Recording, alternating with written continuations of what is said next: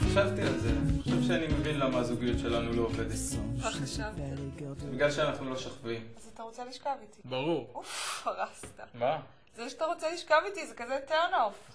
אז מה, את רוצה שאני אשקר לך? אני רוצה שלא תרצה לשכב איתי. אבל לא שכבנו כבר כמעט שנה, אני מת לשכב איתך, את אשתי, אני אוהב אותך. זהו, זה לא ילך.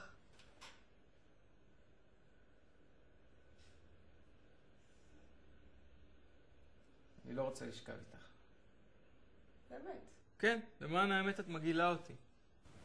מה? אז אתה לא רוצה שאני אגע בך?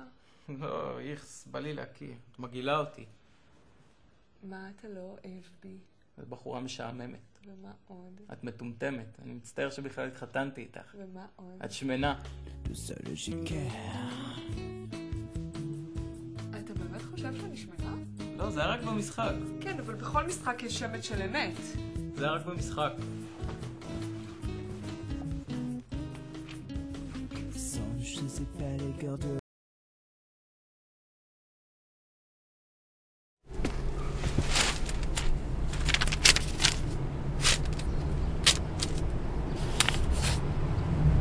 משאירים לך יותר כסף בכיס כדי שתוכל לקנות את הדבר האמיתי.